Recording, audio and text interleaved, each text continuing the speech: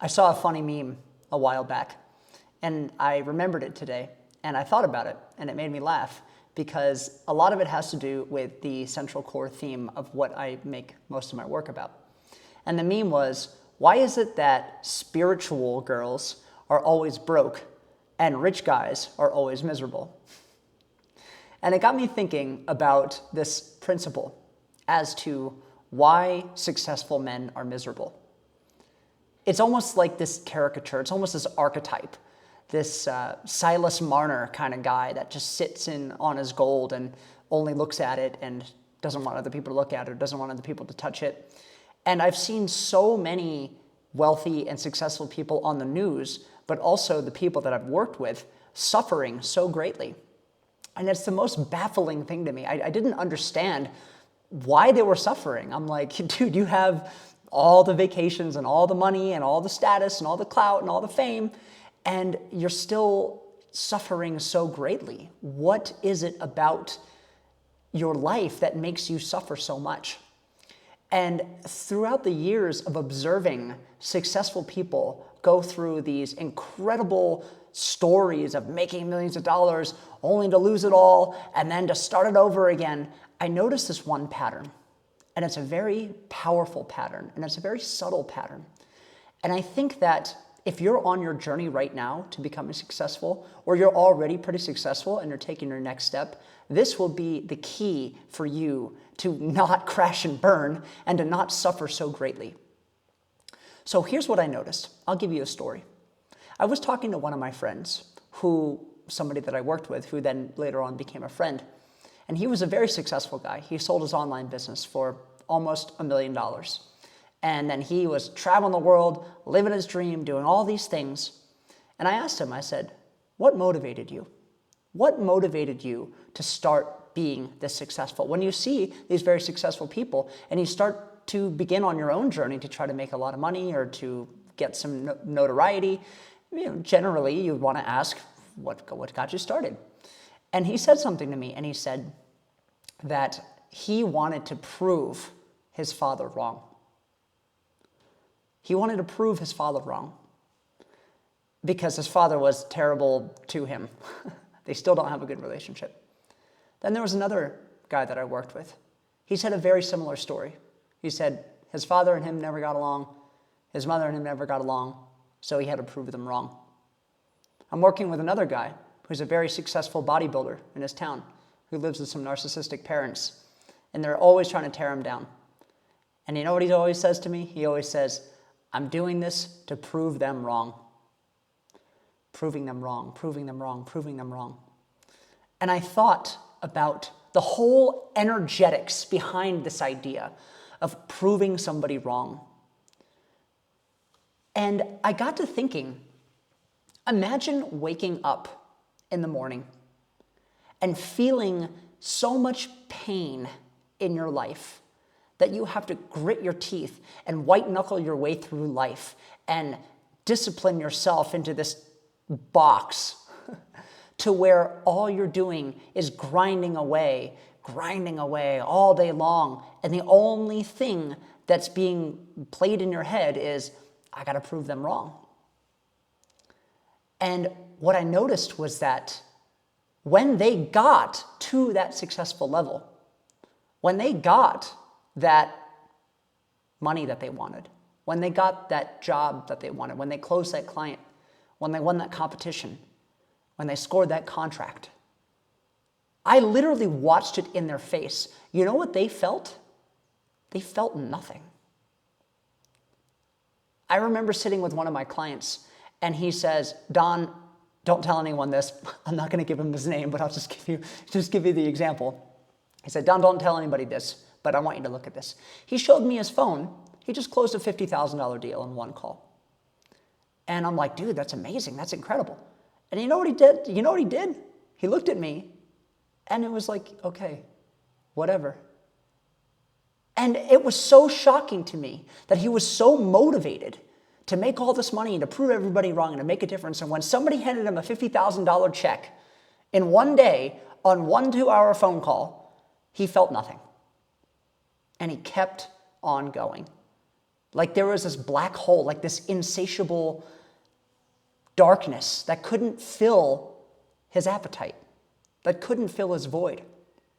And the same guy that sold the online business, he struggled so much with his own relationships, with his father and with his with women that he would meet. And he'd travel all over the world, from place to place, to apartment, to everywhere, trying to find the right thing.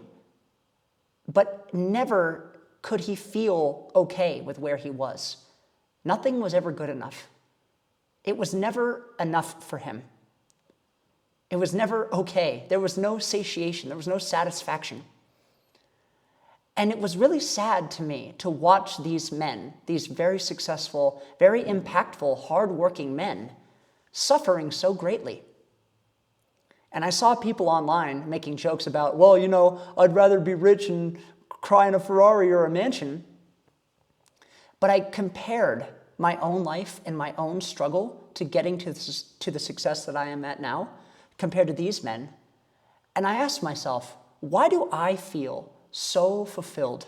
Why do I feel like my heart is wide open and that I'm meeting incredible people, and that even though I'm motivated to keep pushing, it's not being motivated out of fear or anger or resentment, but it's being motivated out of something different? And I realized that most successful men are being fueled by something that is temporary. And I've noticed that a lot of successful people that I've worked with, when they get a taste of money, when they get a hint of money, it changes them. I've heard this idea that money doesn't change you, it only amplifies what's happening inside of you. And what I've come to find is that anybody can make money. You just got to get good at something that provides value, and then you'll get money. And when you get that money, it's going to amplify that thing that's inside of you. So if you already feel empty, guess what? That money is going to amplify that emptiness. If you feel resentful and angry, guess what? You're going to use your money to double down on your resentment and anger to prove other people wrong. And I've worked with men that have massive followings and tons of so-called support, but they're really just surrounded by a bunch of sycophants that want something from them. It's because all of the fuel that they're running off of is running off of ego. It's running off of pain. It's running off of sadness. It's running off of running away from not dealing with their own problems. But it gets even trickier. It gets even sneakier because this money allows them to insulate themselves. It allows them to buy away their problems. It allows them to just wave their money around so that they don't have to deal with the annoying nitty-grittiness of actually looking inside and dealing with your own crap. And that's why a lot of those men started to come to me initially. They were saying, what are you doing differently, Don? And I thought for a long time about what I was doing differently. Why don't I feel like I'm suffering? I used to suffer. I used to have tons of depression and anxiety and sadness and self-loathing and body dysmorphia and all sorts of crap. What was the change? What made the difference? I thought maybe they should do psychedelics, or maybe they should meditate, or maybe they should, I don't know, pray or something like that. Go to church. Nothing really made sense to me until I got very clear as to what motivated me. What motivated me was service. What motivated me was giving. What motivated me was purpose. See, these guys, I'm not knocking them, but this is where they were at.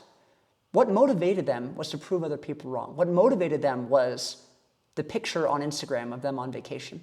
What motivated them was the arm candy. What motivated them were the big muscles or the cars. And when they had it, and they didn't have anything to strive towards after that, there was this insane anxiety of, I need more. I want to do more. I have to be more. Why is this not enough? And I realized that the difference was that when I show up in my life, I love to give. I love to serve. I love to be of value.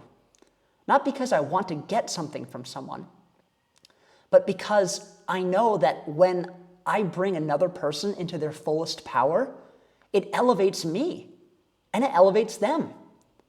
It becomes this beautiful symbiotic relationship. It's not about haves and have-nots. It's not about tit for tat. It's an advanced principle of cosmic law where if you're giving with your fullest heart, your fullest value, and your deep conviction and your desire to be of service, and you give that to somebody that has a fertile mind and heart, it's going to create this beautiful, incredible, synergistic relationship where there's so much inspiration and so much excitement and so much motivation and creativity and wonder and awe and splendor. Service is so amazing and powerful. When you are doing what you love because you love it, because it helps people, because it changes people's lives, you're motivated and fueled by the transformation of human consciousness. You're motivated and fueled by the archetype of human excellence, the archetype of human perfection. You're motivated by something eternal. You're motivated by something cosmic that you can get so close to understanding, but you'll never be able to grasp.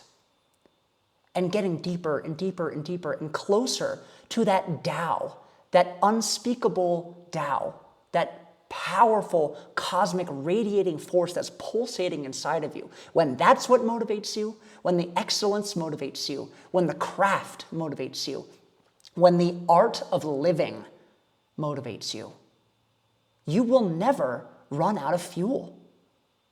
And the funny part is that all of those things that those men wanted,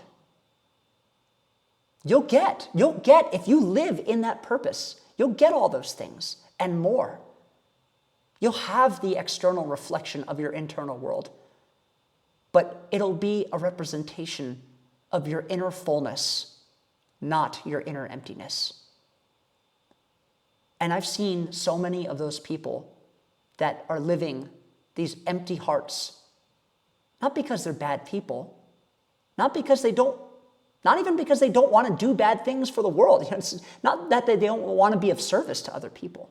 It's because they're not in alignment with the fuel of the connection to God, the fuel of service. And so if you're watching this, and you're watching your life fall apart, if you're watching yourself wasting the money or the resources that you've made as a successful person, or you're on your way to becoming that successful person, just remember that the physical, even the experiential, is temporary. But the principles, the values, the creativity, the love, the service, that's eternal. And if you don't get that in this video, what's going to happen is that it's going to keep crashing in front of your face until you do get it. And I'd much rather learn from other people's pain than have to continue to feel it on my own. And so if you're struggling still, I want to show you how to find this different kind of fuel in your life, this different kind of motivation. I want to show you how to wake up and not be motivated by proving other people wrong, but be motivated by a full and awakened heart, longing to be of service till the day they die. Because that is what it means to be a man. Loving the responsibility, owning up to being a leader, stepping into his king masculine leadership role, who rules over his empire with a compassionate heart, with a strong mind, with grounded principles, and a worthwhile vision. Because if you don't lead your life that way, you're just going to fall flat on your face again. And I don't want that to happen to you. So, if you don't want to keep falling on your face, I have a link in my bio where I go over how to find that purpose, how to find that conviction, how to tap into that, so you're not running on fuel that will eventually gas you out.